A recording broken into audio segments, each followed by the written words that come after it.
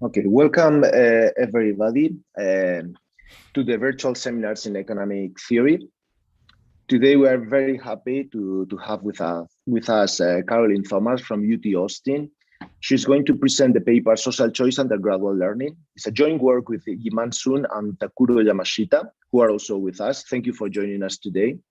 We're also very pleased to have with us our guest panelists, Margaret Meyer and Yusuf Ali Maki. Thank you also for joining us today. Remember that the format is a 60-minute presentation followed by a 15-minute Q&A session.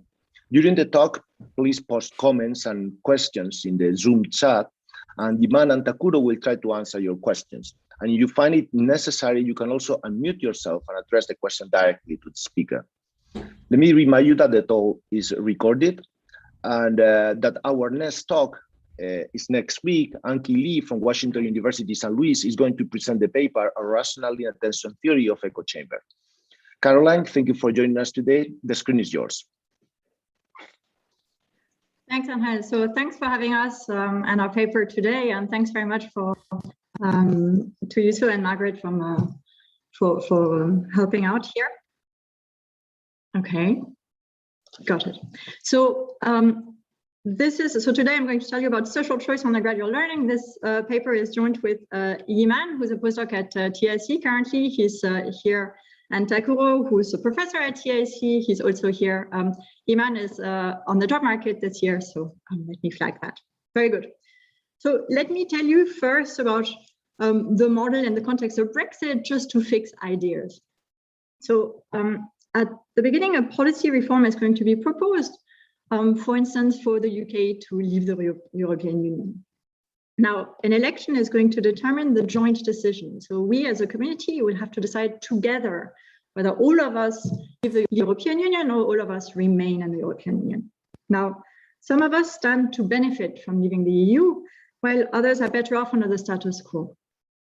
Now, each of us is going to learn which type we are, so whether I stand to benefit from leaving or remaining in the EU, gradually over time and privately. Then we have a government, so think of them as a utilitarian social planner, who wants to implement the socially optimal policy. So if all the information accrued publicly, that social planner would choose a decision rule that maximizes joint payoffs. But remember here, we're assuming that the information arrives in a decentralized manner. So the question here is going to be, can this government elicit the citizens' private information truthfully and then implement this socially optimal policy? And if not, what is a constrained optimal voting system? So what's a voting mechanism that's going to maximize joint payoffs subject to the constraint that everybody has an incentive to report their information truthfully? So you can see that this setup combines the question of collective experimentation. So here we have a potentially heterogeneous group of agents who have to make a collective decision, and their information arrives gradually over time. And we have features of dynamic mechanism design, because the information arrives in a decentralized manner, so you're going to have to be provided with incentives to report your information truthfully. So that's the story. Let me tell you the model formally now. So we're in continuous time and payoffs are discounted at rate R. We're going to have an electorate or a population of 2 agents. And your type is going to be noted theta. That's your preference type. So either you're Brexiteer or you're in favor of the reform, or you're a Remainer, you're in favor of the status quo. Okay, so types are IID, and the probability that you turn out to be a Remainer, to be better off under the status quo, is going to be denoted by P. Now, the game starts in the status quo policy. So currently we're in the European Union, but at any point in time, the government can implement Brexit. So switch to the reform irreversibly. We're going to normalize everyone's payoff from the reform to 0. So regardless of your type, if the reform is implemented, your payoff is 0. Now, your payoff is going to depend on your type under the status quo policy. So if in fact you're conservative or you're a Remainer, then your payoff under the status quo policy is strictly positive. It's strictly better than your payoff from Brexiting. But in fact, if you're a Brexiteer, then your payoff under the status quo policy is negative. It's lower than your payoff from Brexiting. So you can see here that there's going to be a critical value for alpha, which is 1. Okay, so alpha strictly greater than 1 is going to signify that the principle is biased in favor of the status quo policy. Alpha less than 1, that the principle is biased in favor of the reform. This is going to be useful when we have sort of small groups. But otherwise, it's fine to think of alpha as being 1. Excellent. Now I'm going to tell you about the agent's individual private learning. So here we're assuming that learning is exogenous and costless, so there's no question of moral hazard at all. All you do is you sit back in your chair and you wait for your signal to fall from the sky. So at an exponentially distributed random time, your true preferences are going to be revealed to you. Lambda here is the rate at which that signal arrives. Okay. So the arrival times are IID across agents. So when you learn your signal, that doesn't tell you anything about whether other agents have already learned their preferences. And here we're going to assume that no signal really means no news. So as long as you haven't learned your signal, you cannot update your prior. But once you receive your signal, all your uncertainty regarding your preferences is resolved. You just know your preference type and that's it. This means that your posterior belief at any point in time is a random variable that can take 3 values. Either you haven't seen your signal yet, in which case your posterior is still your prior, and we're going to call you an uninformed type, okay? Or you have already observed your signal and your signal told you that you're in favor of the reform, then we're going to call you a type A, okay? Someone who's better off under the status quo policy A. And if you've learned, and in fact, you're better off on the Brexit, you're a Brexiteer, then we'll call you a type B agent, okay? Good. We're going to allow for pre-time 0 learning. So there's going to be an interval that starts at some date negative t lower bar, over which you could already have accrued some information. So this is the idea that an old issue finally gets a referendum. So even at the beginning of the game, voters are already heterogeneous. Okay, this assumption plays a role of partisan voters in more classical voting models. Good. Okay, so now I want to tell you about 2 important single agent benchmarks that I'll keep referring to later. Okay, so suppose there's only 1 agent in this economy, and she has to make a myopic choice. So today and once and for all, she has to decide whether to Brexit or to remain in the EU, and she can never revise this choice. So if she Brexit, she gets a payoff of 0, that's it. If she remains in the EU, then with probability P, that was the correct choice to make, and she gets this payoff alpha, but with a complementary probability, in fact, she was a Brexiteer. So this was the wrong choice. So staying in the EU is worth her while if she's sufficiently optimistic that she'll turn out to be a Remainer. Okay, so there's a threshold belief that we'll call the myopic threshold that makes this choice optimal. And there's the second problem for the single agent, that's an experimentation problem, where now that agent can choose to Brexit at any time she likes. So she could wait to learn her true preferences. And once she's learned that, she makes the choice that's optimal given her preferences. So if she learns that she's a Remainer, she'll remain in the EU, and this is it. But if she learns that she's a Brexiteer, she'll have spent some time, about this long, in the wrong policy. Okay, but once she learns that she's in fact a Brexiteer, she'll quit and she'll get a payoff of 0 thereafter. So the left-hand side here is a payoff from remaining in the European Union until she gets a payoff. This is worth her while, so it's better than Brexiting immediately, provided she's sufficiently optimistic. So here we have a second single agent threshold that we're going to call P star. Okay, that's the experimentation threshold. So we know that here the option to switch at any point in time is valuable. So this means that at a belief where you're willing to experiment, you might not be willing to take the myopic decision. So the single agent experimentation threshold is strictly below the myopic threshold. Good. So these are the 2 thresholds from the single agent problem. Okay. Caroline, can I ask a question? Hello? Yes. Can I ask a question? Yes. So this is, you can't do the reverse. You can't choose B and wait because this is like the interpretation that this is Brexit. You're already exited. You can't go back, right? So Correct. it's asymmetric in that sense, right? That's right. Okay. So the switch to B is irreversible. Okay. So I guess later I'm going to ask if you looked at the more symmetric situation, but I guess we'll leave that for later. Okay. Very good. Okay. So now let me tell you about the social choice problem. Okay. So we have this principle, think of them as the government, they're a utilitarian social planner who wants to translate the agent's private learning into a collective choice that maximizes the expected discounted sum of the agent's payoffs. Okay, right. So we're going to restrict attention to direct mechanisms where the principle asks each voter about her information, so that's summarized by her posterior belief at each point in time. Okay, so based on the history of reports, so all the agents' reports up to date T, the mechanism is going to specify at which we switch irreversibly to policy B, so at which we Brexit. Okay, so we're going to call mu IT, agent I's report at date T. There's three things you can report.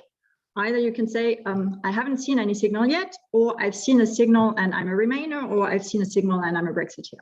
Okay, so we're going to give these three reports an interpretation. You can vote or interpret reporting that you're Brexiteer as voting for Brexit, reporting that you're a Remainer as voting for Remain, and this third one as abstaining. Okay, so here it's important that you're able to abstain. Very good. This is normal nomenclature. We're going to say that you report truthfully if at every point in time you tell the truth about your information.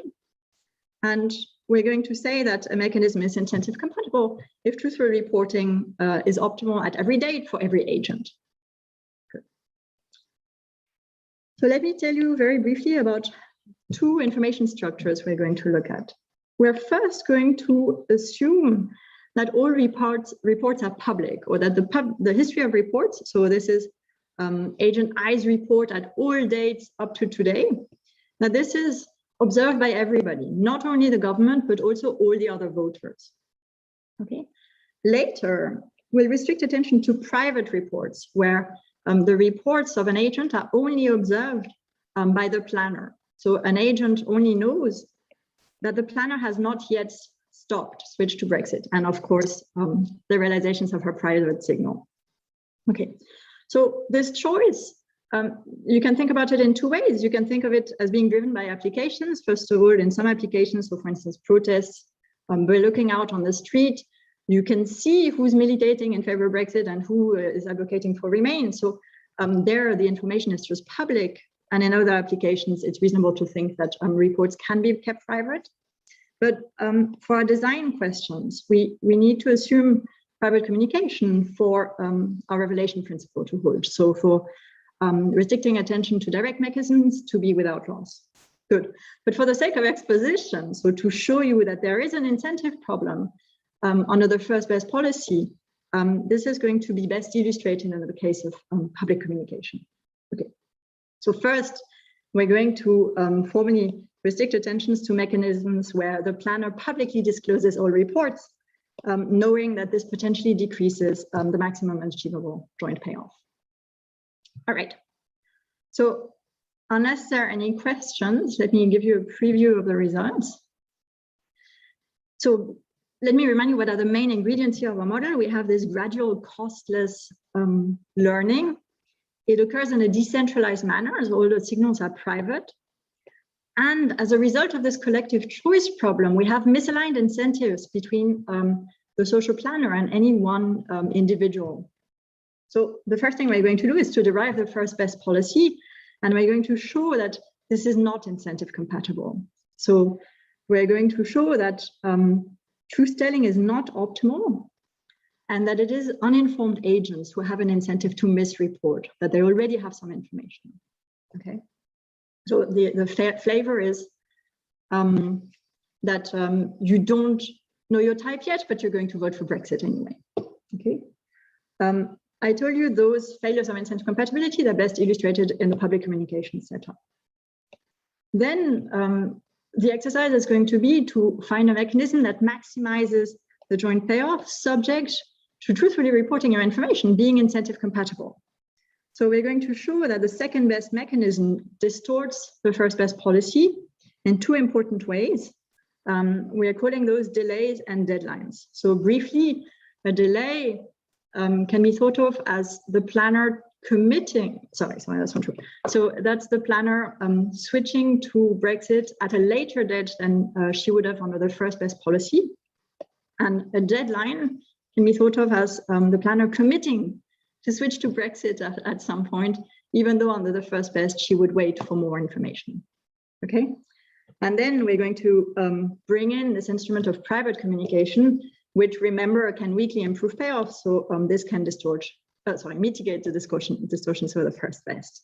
Okay, and then hopefully we'll get time to reach this. I'll show you that holding just one election once and for all, or at one date, that's a really bad idea here. Okay, so first of all, the first best election is not incentive compatible. The problem is that all the uninformed voters will have an incentive, say, to vote for Brexit. And the bad news is that even the second best mechanism cannot distinguish these uninformed voters from the Brexiteers. Okay, so just having one single election is not a very good idea here. Using the fact that the information accrues gradually over time and the fact that you can collect reports gradually over time, that's going to be valuable here. So Caroline, I just want to clarify the misalignment. You have a model with independent private values here. So the misalignment stems entirely from the fact that the time at which somebody becomes informed is privately observed. It's not that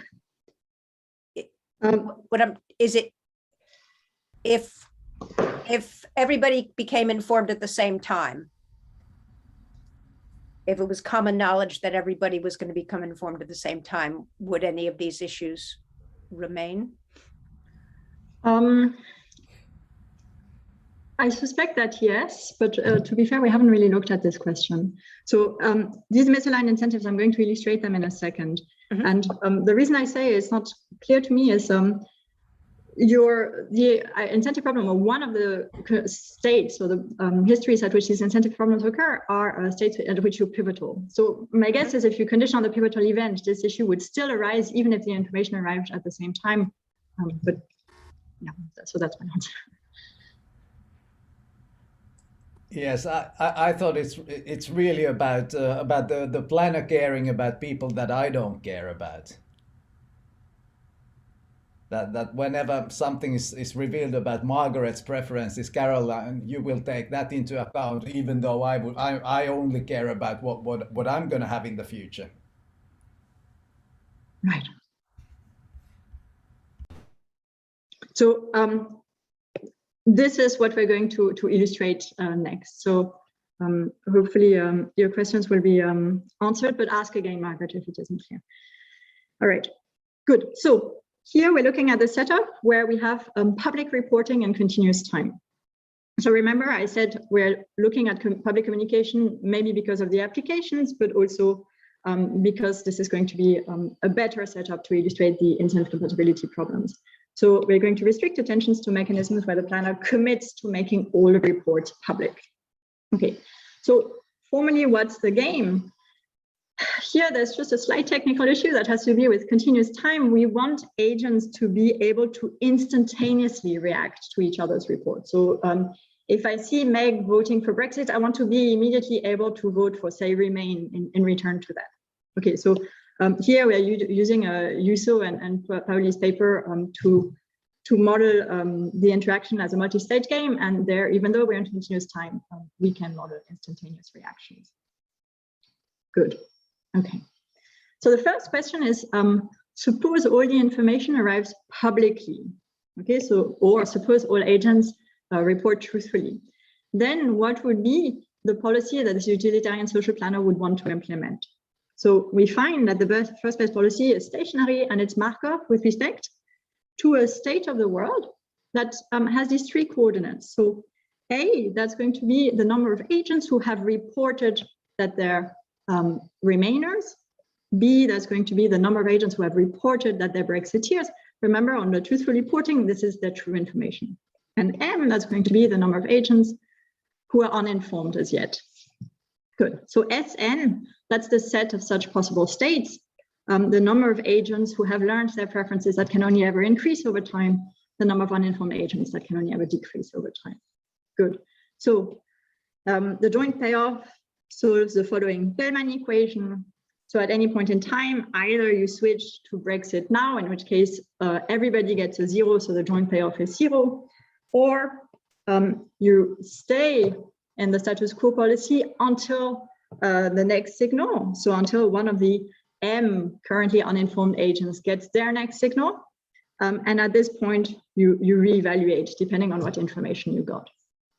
Okay, so let me illustrate the first best policy in this state space. So remember, SN, that's a set of possible states. So how do I interpret this? Look at this point here. Here we have 2 votes in favor of Remain, 1 vote in favor of Brexit.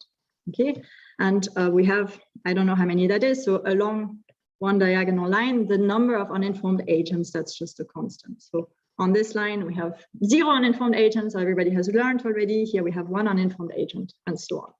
Okay, so how does the state of the world evolve? Here we're in continuous time. So at any point in time, only 1 agent can get a piece of news. And that can either be that they're B-type, so they're going to vote for Brexit, or it's going to be that they're Remain type, so they're going to vote for Remain. Okay, so the state of the world evolves like this. This is called a monotonic lattice path. Okay, so you can only move to the right or down. Good. So here's another, voila. Good. Clear? Okay. So that's the state on which the planner policy is going to operate. Now fix a number of uninformed agents. Okay. And we're going to take one agent who's learned that they're Brexiteer, so one B type, and we're going to change her into an A type. Okay. So this is going to strictly increase the payoff from the status quo policy. Okay, someone who was currently suffering under it is now benefiting under it. Okay. So this illustrates that this payoff from the status quo policy, it's increasing in this direction. Okay, and somewhere it's going to cross 0 with a payoff from switching to the reform. So we're going to have a sort of boundary here that tells us if you're below that boundary, you stay under the status quo. If you're above, you switch to the reform. Here it is. Okay, so here would be sort of a boundary. Okay, in a state that's labeled B, the planner policy is to switch to the reform policy. In a state that's labeled A, you stay under the status quo policy. Okay, so suppose we are in the state, remember, when 1 agent has voted for Brexit, 2 agents have voted for Remain. So here, if 1 more agent votes for Brexit, the planner stops. If instead, I don't know, we have a path like this, the planner is never going to switch to Brexit. Okay, right. So that's what the planner solution typically looks like. Good. It can be characterized in terms of thresholds. So in any stage, there's going to be a threshold. If the prior is above that threshold, you continue with the status quo policy.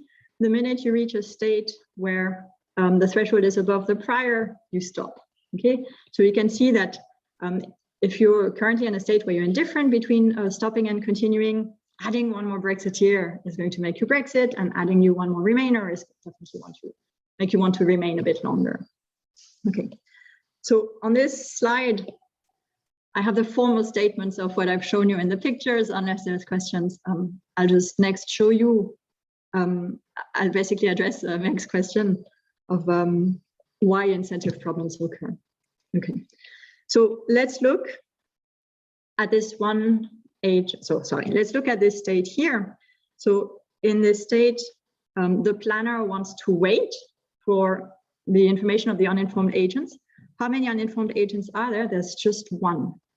Okay, so that 1 uninformed agent, her vote will determine whether we switch to Brexit or we stay under the status quo policy forever. Okay, so she's a pivotal voter. Okay, and she's essentially the dictator in this economy, okay? Her vote alone will determine what the planner does, okay? So she faces the single agent experimentation problem that I told you about before, okay? She's going to wait for her signal. If her signal tells her to Brexit, that's what she wants, and that's what the planner will implement, okay? Now, here we're assuming that it's not worth her while to wait for her signal. Her prior is below the single agent threshold. Okay, so that one agent, she wants to Brexit immediately, but the planner wants to stay in a status quo policy. And why is that the case? It's because, like Yuso said, the planner knows that all these people have already voted. So I guess this number of agents have already voted in favor of the status quo policy. Okay, and this many agents have voted in favor of Brexit. So the planner is just on the cusp of wanting to switch to Brexit, but needs the information of that last agent to make a choice. So if you look at the joint payoff under the status quo policy, it comprises two terms. First of all, the payoff of that one pivotal agent. Clearly the planner cares about her. And we just argued that this is negative because the prior is below that single agent's payoff threshold. But there's a second term here. Here, remember, this number of agents have already learned that they're better under the status quo policy, so they get a payoff of alpha. These many agents have already learned that they're better under the reform policy, so under the status quo policy, they get this negative payoff of 1. But that's the externality that last pivotal agent imposes on the rest. So if this is positive, the planner finds it worthwhile to wait for that pivotal agent's information. And that's where the discrepancy between the planner's decision to experiment and the agent's decision or the pivotal agent's decision to experiment comes from. Okay, so here, as long as this term is positive, the planner threshold is going to be the single agent threshold. And so on this interval of beliefs, for any prior in this interval, that pivotal single agent is going to want to misreport B news. She doesn't have an incentive to report her information truthfully. Meg, did that answer your question, maybe? Okay, so this is one example of a situation where there can be a conflict of interest between a single agent and a planner. There's many more of these situations. Let me tell you about another effect that can exacerbate this conflict of interest between the planner and the single agent. So again, so this is a different parameterization, but let's look here at this state of the world. So this many agents have voted for Remain, this many agents have voted for Brexit. Here in this state, we have 2 uninformed agents, okay? And they're both pivotal. If they vote for B, the planner switches to B. If they vote for A, the planner is going to remain in A forever. Okay, so they face the single agent problem, plus they have the negative externality imposed on them by the other agent who's experimenting as well. So while you're waiting for your signal to decide whether you're a Brexiteer or you Remainer, Takuro might learn that he's a Brexiteer and trigger Brexit. And if I'm a Remainer, I lost out from that. So here, there's a second aspect which has been identified in the previous literature, this idea that under collective experimentation, we have loss of control. I can wait for my information, but I don't have the discretion to implement the optimal policy in response to my information. Okay, great.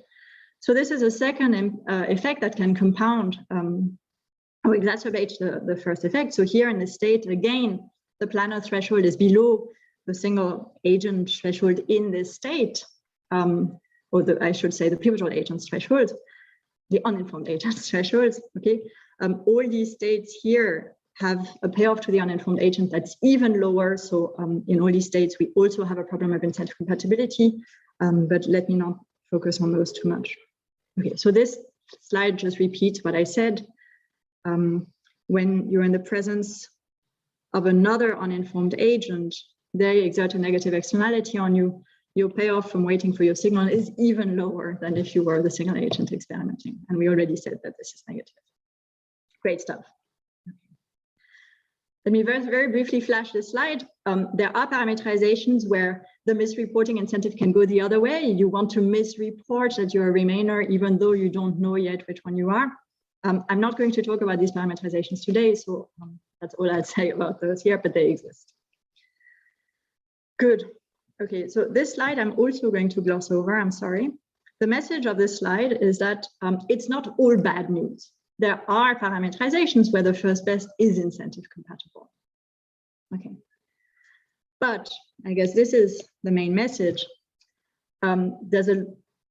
We argue all reasonable parameterizations are going to generate this interval, okay, where the planner's threshold is below the uninformed agent's threshold in that state of the world. So for any prior in between those two bounds, the planner would like to wait for those uninformed agents' information, but these uninformed agents just want to Brexit now and they don't want to wait. So there's a conflict of interest between the single agent and the planner because of the collective choice problem, because the planner cares about the payoffs to agents who've already reported their preferences.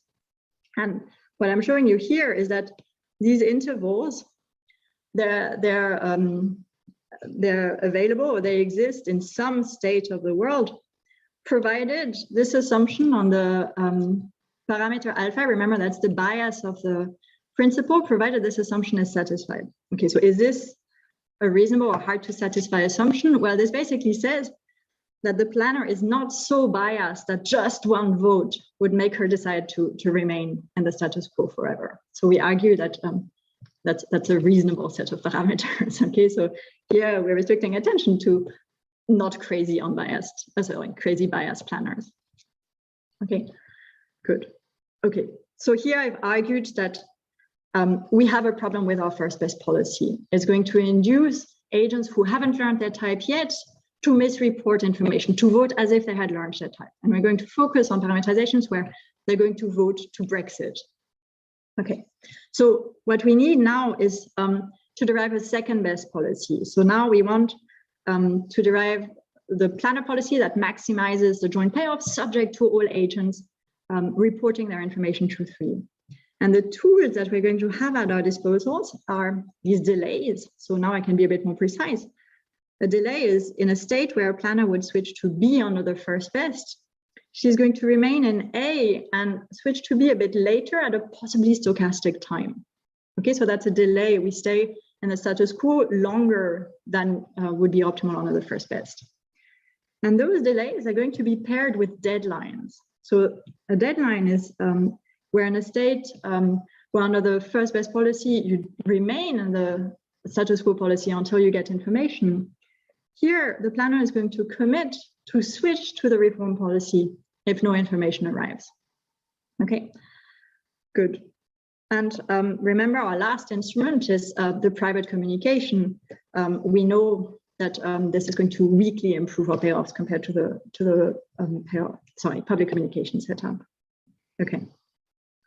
So I'm going to show you a few examples to illustrate how these two tools work together. So here I'm going to look at a very simple examples where we just have two voters.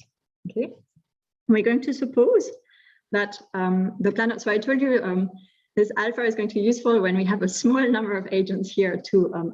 I guess it's small enough. Okay, so here we have a planner who's biased in favor of Brexit. Okay, right, and we're going to choose a set of parameters or a prior such that the planner solution looks like this. So what does it mean? If there's at least one agent who votes in favor of Brexit, the planner wants to Brexit. If both agents vote in favor of Remain, the planner wants to Remain. And if only one voter has voted in favor of Remain, the planner wants to wait for that second agent's information. And that second agent's information will determine whether the planner implements Brexit or remains in the status quo. Okay, so in this state of the world here, labeled in red, this is where the incentive compatibility problem that I showed you on the first slide, in the first example is going to arise. So here we have just one uninformed agent. She's pivotal, so she's a dictator. So she faces a single agent experimentation threshold. But the planner already has the vote of the other Remainer. So there's a discrepancy, here it is, between the planner's desire to experiment and the single agent's desire to switch to Brexit immediately. Good. Okay, so here, our pivotal voter, she wants to Brexit immediately. She doesn't want to wait for her information. So how can the planner discipline her to wait for her signal and report that truthfully? Okay, so what we want to do is restore incentive compatibility in this one stage. So we want that one pivotal agent to wait for information and report it truthfully. So the idea is going to be that we'll reduce that agent's incentive to misreport B, so to say that she's a B type, even though she doesn't know yet, by delaying the induced switch to B. So the agent might report B at some time, but the planner is going to say, well, I'm going to wait a bit before we implement that policy that you claim is optimal for you.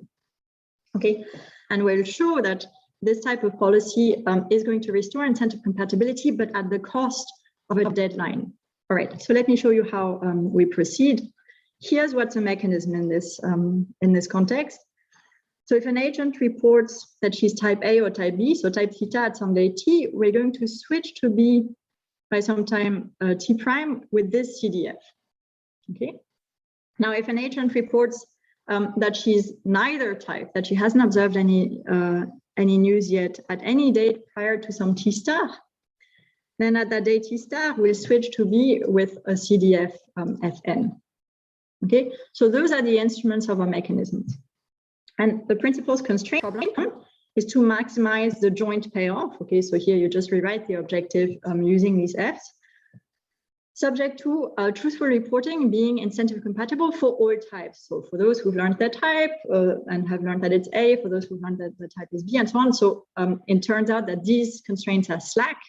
The relevant incentive compatibility constraint is the one that I focused on.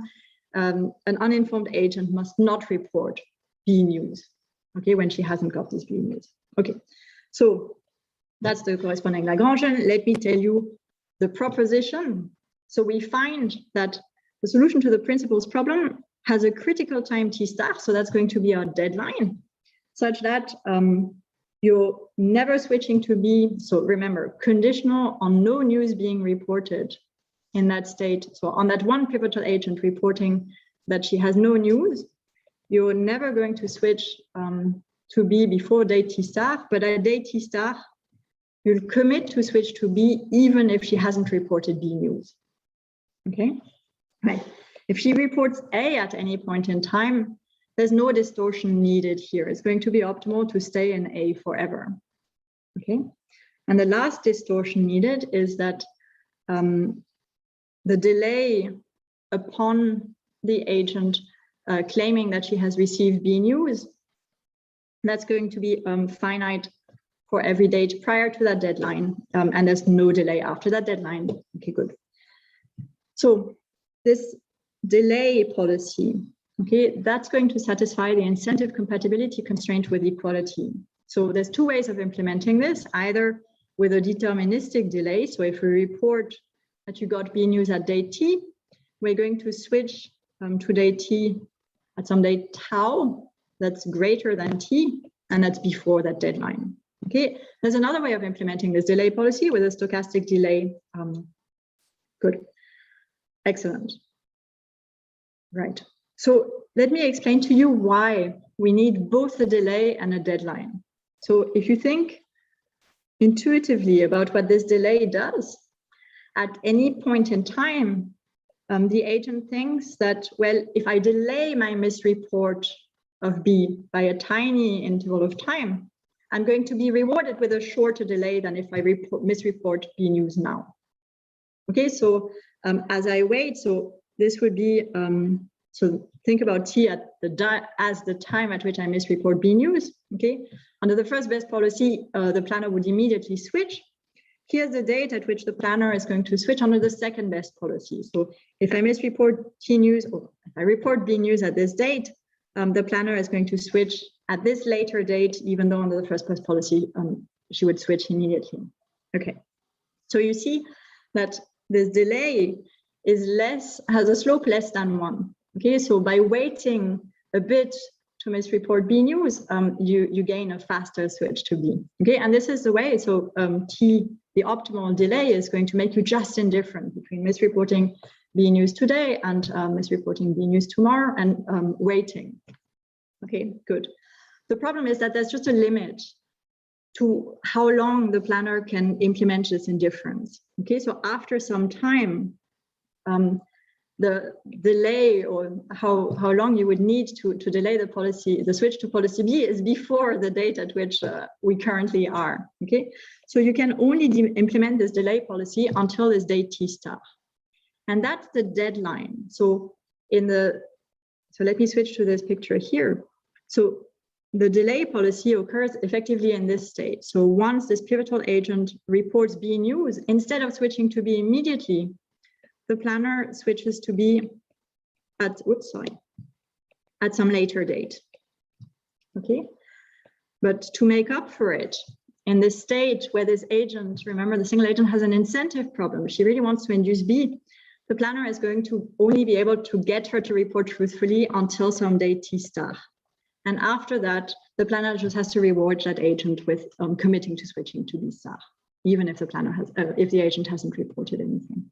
Okay, so this is how this delay that incentivizes an agent to report her information truthfully must be compensated with a deadline. Okay, very good.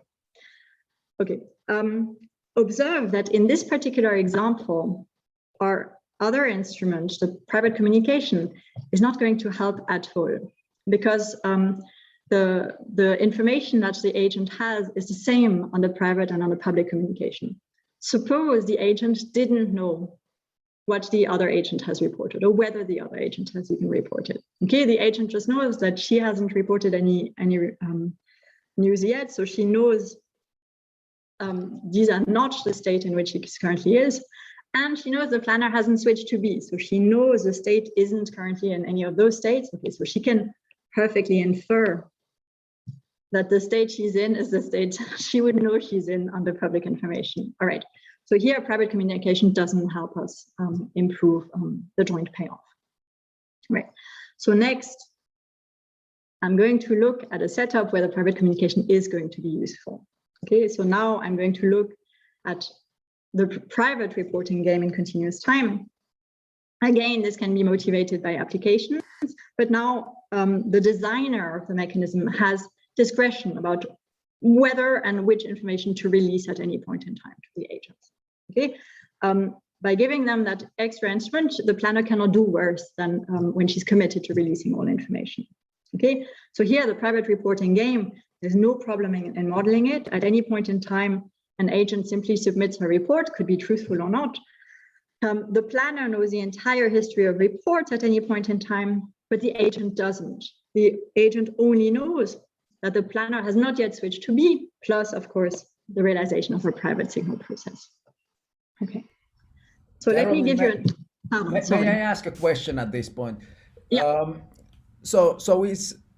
What is the mechanism underlying this? Is this just a game between social planner and the agents, where the planner at any point in time just decides, all right, I do the switch and that's it.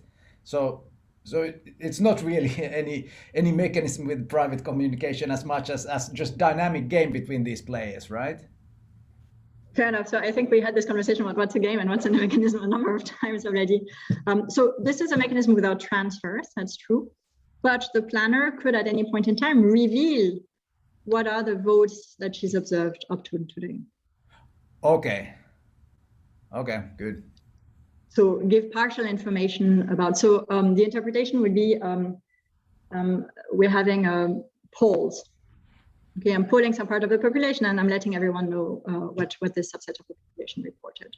Right, so then if you provide sort of non-trivial information about what others have done, then this is clearly not something that you would have just in a dynamic game without this possibility of filtering the reports. And okay, and you can you commit to this sort of filtering device? There's commitment. Okay. Otherwise, again, it's right. a game. Well, yeah.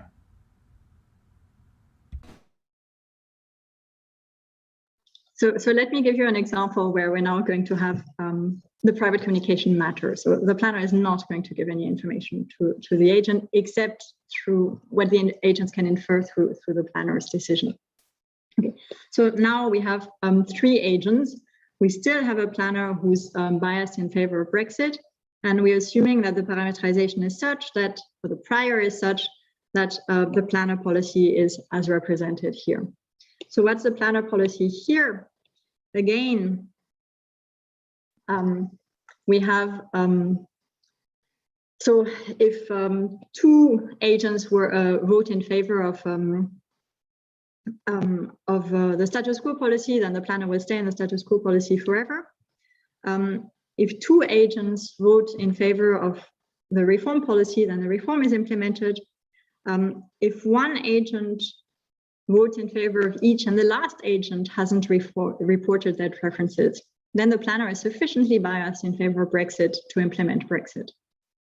Okay, good.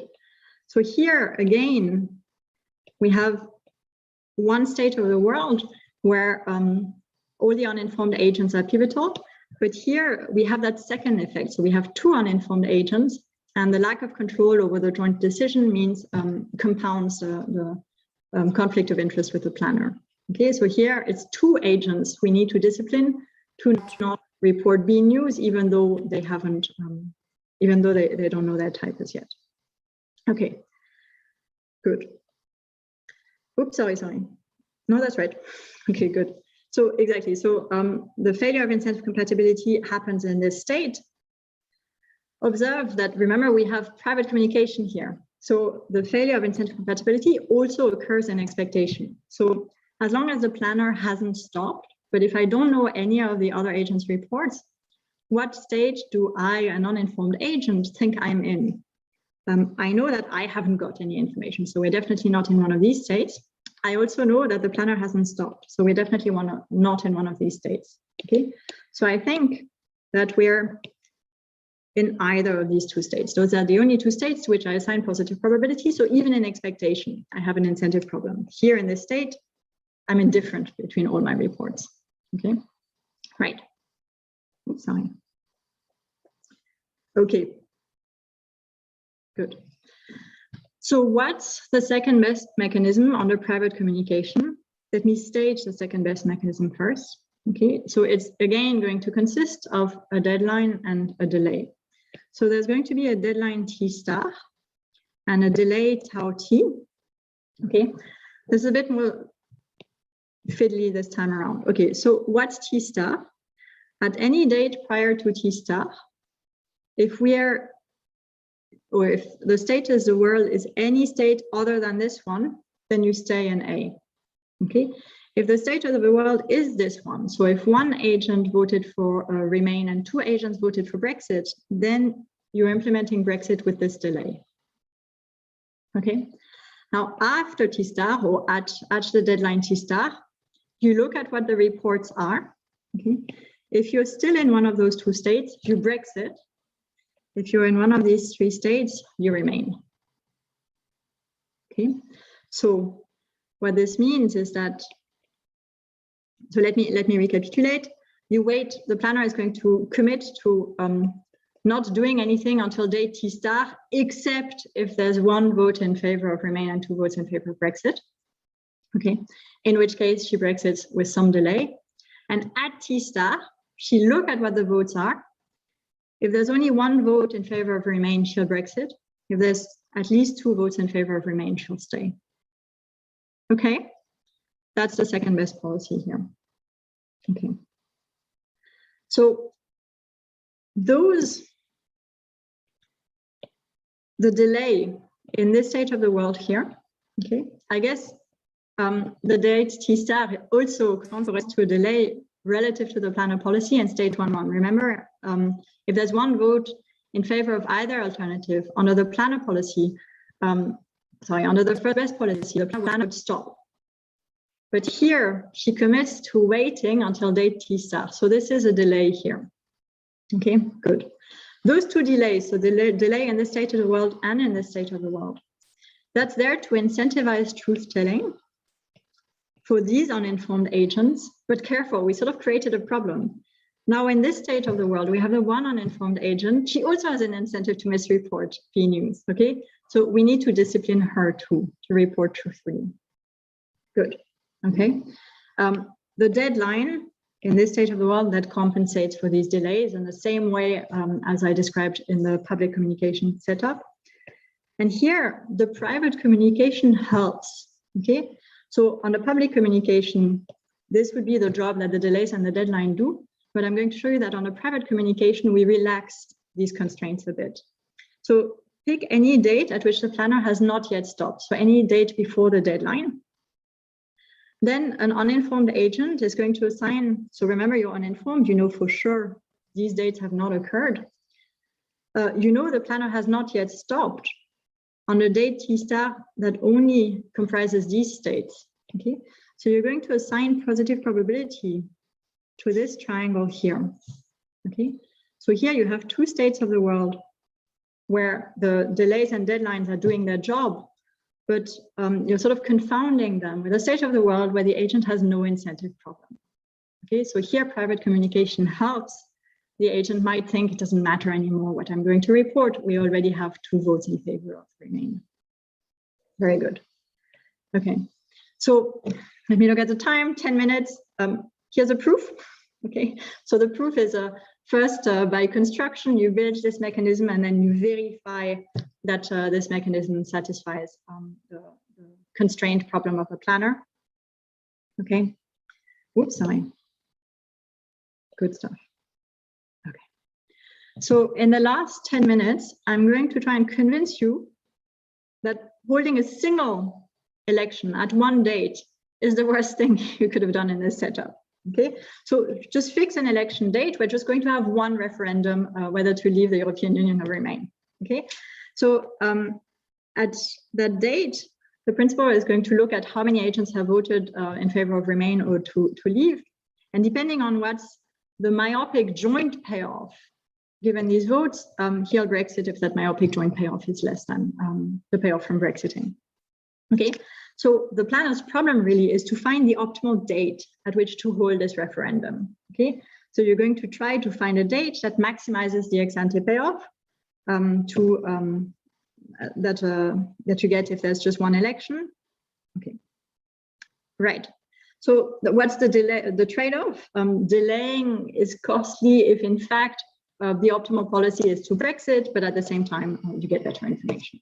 Okay, so here's just a proposition that tells you that you can obtain that optimal date if you're sufficiently pessimistic that Brexit is worthwhile. You just remain forever, or you just hold the election immediately. Sorry. Otherwise, if you have enough uncertainty, you're going to let the electorate experiment for a while, and then you'll hold your referendum. Okay, so I claim that regardless of the date at which you hold that referendum, there's going to be a very acute incentive compatibility problem. For an uninformed agent, is going to be dominant to misreport that she's a Brexiteer for any prior that's below the myopic prior, and claim that she's a Remainer for any prior that's above. So the only way you can be indifferent or you can report truthfully is in the non-generic case where the prior is exactly equal to the myopic threshold. Okay, right. So let's focus on one of these cases. Let's just suppose that your incentive is to misreport that you're a Brexiteer, even though you don't know yet. Okay, but there's the flip side of that. Good. So now fix the election date, recall the set of possible states of the world. So now this isn't dynamic, but we can have this many reports in favor of remain, this many reports in favor of Brexit, and this many abstentions. So a mechanism is going to map all these possible set of reports into a probability of Brexiting, conditional on the result of the referendum. Okay. Excuse me, D is a probability of remaining. I take it back. Okay, so we want a mechanism that's incentive compatible. So what's going to be the problem here for an agent whose true type is Q? So either she's a Brexiteer or Remainer, or she's undecided yet. Okay, she wants to make a report that's maximizing her expected payoff. So she doesn't know what the types of the other agents are. I guess, Meg, this is back to your question also, if we knew everybody was learning at that point, this is the analysis that would apply. Okay, very good. Very good. So I have uncertainty about what are going to be the reports of the n-1 other agents. But you can see that my payoff, okay, if I'm a Remainer, that's strictly better than my payoff from claiming I'm a Brexiteer. So if I'm an A type, I want to do whatever report is going to maximize the chance that we remain. But this is the important claim. Whether I'm uninformed or a true Brexiteer, I want to make whatever report is going to maximize the chance that Brexit is induced. Okay, so this is the problem here. Both uninformed agents and Brexiteers have exactly the same incentives here. Okay, right. So here's exactly what's the constraint problem of the planner to maximize joint payoffs subject to this incentive constraint. So we'll just say that if you vote for A, you're going to induce the planner to increase the chance that the planner switches to, both remains in A, and B increases the chance that the planner switches to B. So here what we want is for an uninformed type to be indifferent between claiming that she's a true Brexiteer and truthfully reporting that she just doesn't know her type yet. Okay, but we're going to show that there's no way to distinguish these two types. So the best we can do is to make these two types indifferent between truthfully reporting that type and misreporting that they're the other type. Okay, so the best thing you can do is to make Brexiteers and uninformed agents face the same problem. So you can't resolve the incentive problem of the uninformed agents here. Okay, so one way of satisfying this incentive constraint is by setting these two probabilities equal to one another ex post, so in every possible realization of the state. And then we verify that this mechanism solves the planner problem, in fact, and we show that ex post indifference between, or ex post lack of distinction between true Brexiteers and abstentions is a solution to the planner's constraint problem.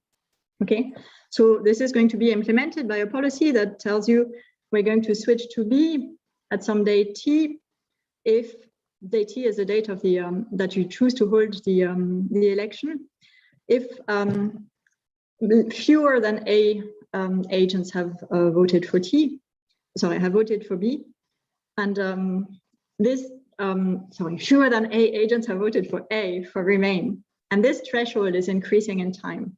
Why is that? Because an agent who's not going to vote for A as time increases is more likely to actually have received a B signal and to be an uninformed type. Okay, good. Okay, just about. So here's what I told you about today. We asked in the context of a collective experimentation problem where the agent's information accrues in a decentralized manner. We ask whether a utilitarian social planner can truthfully elicit this information that accrues gradually, but in a decentralized manner. Okay, good. We show that was the last result that a single election is very bad at eliciting this information. So dynamic voting helps. Okay, being able to abstain, that's quite important. So here in our direct mechanism, you can report that I don't know any news yet. Okay, and we show that delays and deadline and private communication play an important role to incentivize truth telling. Okay, so our real message to any committee or any government trying to design a voting mechanism is, first of all, you need to allow abstentions and you need to treat them seriously. You need to allow reports gradually over time. Just one election, that's not great. Okay, and you might want to use delays and deadlines and keeping the reports private until you make your decision. That's the way to go. Okay. That's what I have. Thank you very much, Caroline. So we're going to open now the time for the discussion. Okay, so I'm gonna let both the panelists to start with their comments.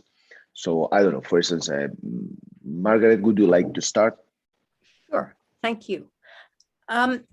going back to what you told us at the very end about the issue with not being able to get the uninformed to admit they're uninformed. Can I summarize what you said in the following way? For the parameterization you talked about, the uninformed and the people who've learned that they prefer B, they have the same ordinal preferences when it comes to the election, but their intensity of the preferences differ. The B people are surer that they want B than the uninformed. The problem is that the election is too crude and the binary choice in the election is too crude an instrument to distinguish between to get any information about the intensity of preferences. And then you made a separate point, which is that over time, the makeup of this population of indistinguishable people, the uninformed and the B types, is changing, and you can respond to that through the way you design the threshold.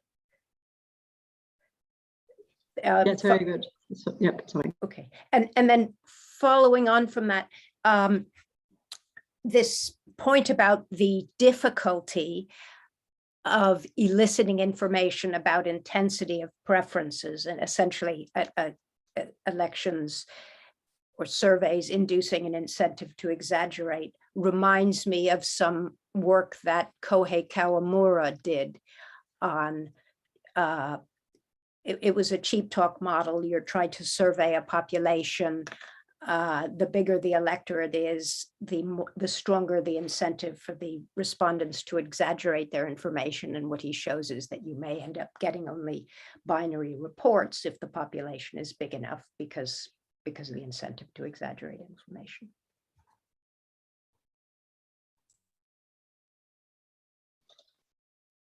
Yeah, thanks. So this is exactly spot on. So clearly, I'm sorry, I shouldn't have stopped at the summary. The next few slides are on the literature, so maybe let me flash this. Okay, I apologize. We're not citing that particular paper, I think, that you're referring to, but clearly this is related to, eliciting the intensity of preferences in large election. Now, so we weren't aware of this paper, but I think that question appeared in the literature more when it came to questions of information aggregation. But thanks for the paper, we didn't know.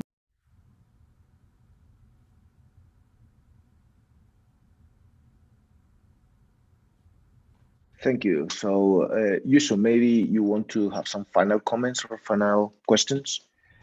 Yes, thanks. Thanks, Carol. And very, very nice talk. Very interesting stuff. So first of all, maybe I'd like to know if you have solved the dynamic game without any mechanisms, because I'm kind of curious to know what happens. So under private communication, what would the solution look like, if you have any idea of that? Because I guess your results are suggesting that you can't take the truthfulness of reports at face value in that game at any rate, and then it becomes a little bit difficult problem to sort of solve for the possibly randomized strategy of the decision maker at the same time as the randomized strategies of the reporting agents as well. So that's something that well, I suppose a lot of people would be curious to know how that game plays out. Second point. You talk about Brexit, and you show very nice examples about 2 or 3 individuals, and I'm a bit sort of thinking that if you have 55 million or whatever voters, and if you know what P is, there's very little uncertainty about what is the utilitarian optimal decision. So that leads me to think about maybe there is something about the P that is uncertain. And people learn at different rates about what the P really is. Maybe P is the same for everybody, but we don't know what it is. So now part of your result was saying that what makes you sort of want to act quickly is because there are the others who have probably voted for staying already, and the planner is taking them into account. But I would have thought that the fact that these others have their signals in favor of A should make me a little bit more worried about what is the probability with which I, as a Brexiteer, I am that sure. about my own type. So have you thought at all about what it would mean if we had aggregate uncertainty about PI, which we would be then learning through the reporting game? And did I have something else here? Well, yes, this is the easiest one probably to answer. Why is Brexit the certain thing? Is it because like we already tried this with Queen Victoria for about 100 years and we know what it is to be alone, and Europe is this new thing? Or would this really have a substantial thing of change if you had the flipped around that you know, we just start going when we have enough votes in the favor of the uncertain thing? Okay, perfect. So there's 3 questions. Yeah. Let me start with the last. I think there's a question that was asked also by ECXFG. I'm not sure who that is, but earlier in the talk. So what if we flip these things? So this is important here. We're not assuming that Brexit is a certain thing. It's just a thing that we're not currently implementing. So nobody is acquiring any information about it. So you can think of 0 as the expected payoff from Brexit. And then, you know, I mean, whatever is revealed then is just you know, too bad or very good for you. Can I just add, I feel like I'm monopolizing this thing a bit. So, you know, my co-authors have very interesting things to say about these things. So guys, feel free to jump in as well. So then there was another question on the dynamic game. So what do we know about the dynamic game in general? We know it's very complicated. One thing we looked at were sort of stationary policies, where at any state, you're going to switch to B at some constant rate. Okay, what we learned from these games is that they're also very difficult to analyze, so we still don't know anything about them.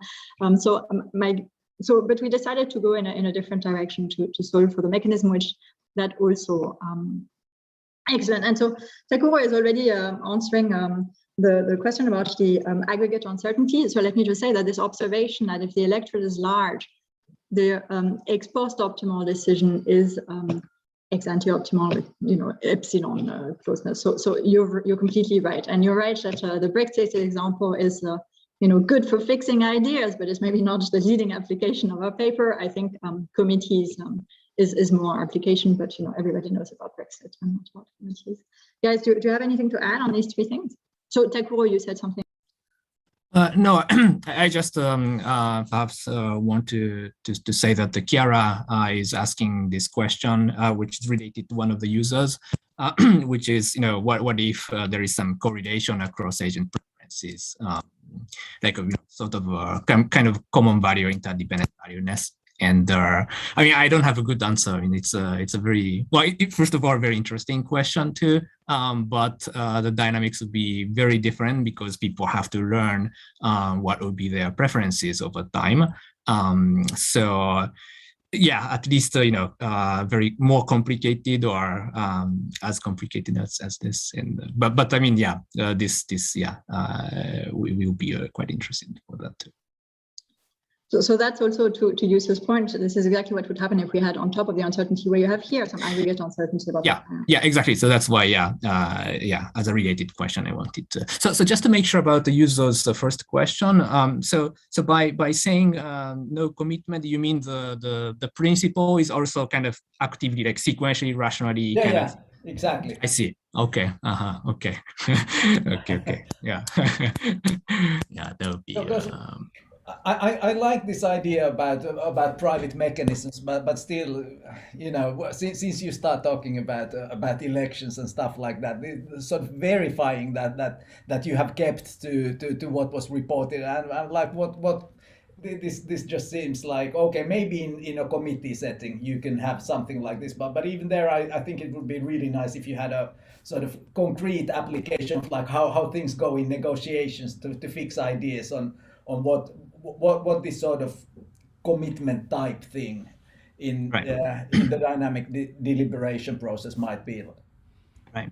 Yeah, actually, when Iman presented in Toulouse, someone asked a question or sort of point that so this guy didn't like this idea of doing multiple elections over time, because what he had in mind is that if we do it, so like Brexit, some people wanted to have a second round, and UK says no, that's the only time, because if we do this, then things can continue. I mean, third round and fourth round and so on. So I think the general perception is that without commitment, maybe it's not a good idea to have multiple elections. But we don't have. I think that in this sense, I mean, your point is quite interesting. Like what would happen without commitment, whether dynamics helps in that case. First of all,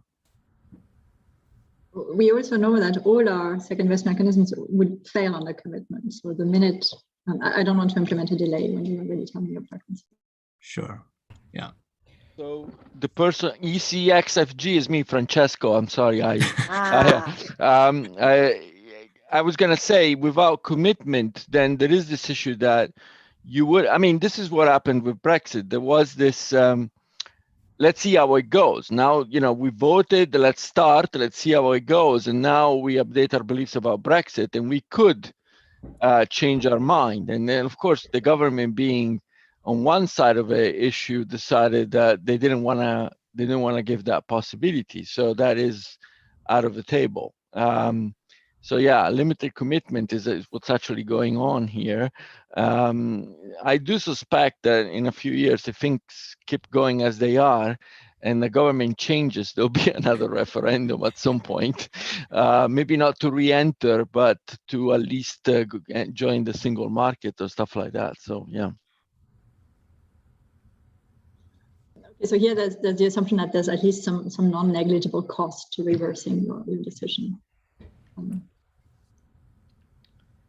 But one thing I thought about in connection with your single elections is that maybe that is a context where this aggregate uncertainty about P would not be overwhelmingly complicated to think about. So it's if you'd presumably wanna think about something like a pivotal voter model there, where now what happens in the aggregate election tells me something about my true types. Because if I'm uncertain, I still get a different idea of what I would truly like if I hear what everybody else has voted there. So maybe this could be sort of a nice way of thinking about how large you'd like to make the informed part of the electorate in the context of this sort of Feddersen-Pessendorfer type models where you care about the pivotality event, and I don't know. It seems like that could be something that can be tackled, like comparative statics in a sense, with this dynamic motivation. I would like to see something like that.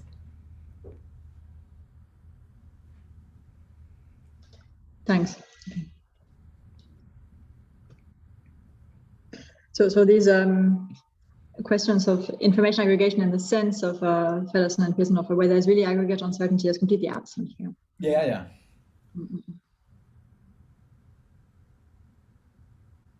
So Caroline, this sort of goes back to my original question about what was generating the misalignment in preferences, because the model as stated is one where there is nothing for an individual agent to learn from other agents' votes. And it was on the basis of that I was thinking that if there wasn't any uncertainty about which people were informed and which people were not, then they would just vote their preference. And so the issue seems to be that these conflicts that you very, very nicely illustrate seem to be arising from the fact that they're learning at different times, and furthermore, that their learning status, so to speak, is privately known. Yeah, I already replied to Meg so privately. But yeah, now I kind of agree with Meg that if it's common knowledge that everyone learns at the same time, then I think people just vote based on their information at that time, And there, I think first best is incentive compatible then. Thank you, Takura. So dynamic CZ are really important in that sense. Oh, I see. But you're making everybody learn. Yes. But if you, Right. if you had just a fraction of them learn, Yeah, then it's different. Yeah, exactly. Yeah, then uninformed guys still have that incentive. Yeah. Sorry, I missed that bit, Meg. I misinterpreted your question. I thought there's only one time at which you can learn, but you might still be uninformed. But you were asking if everybody has learned by a certain time. Got it. I mean, I was thinking this through in my own mind. And so that was the benchmark that I wanted to propose to check my understanding of where these differences in incentives came from.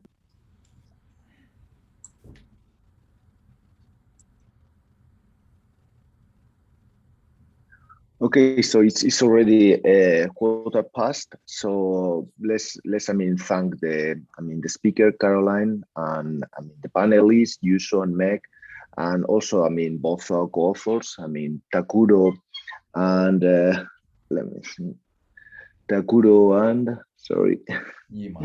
sorry, forgot the name. Yiman, yes, of course. Thank you. So thank you all for coming. It's been a great pleasure to have you all with us. And thank you also to the audience for coming today. So thank you. Okay, so I'm going to stop the recording, and you may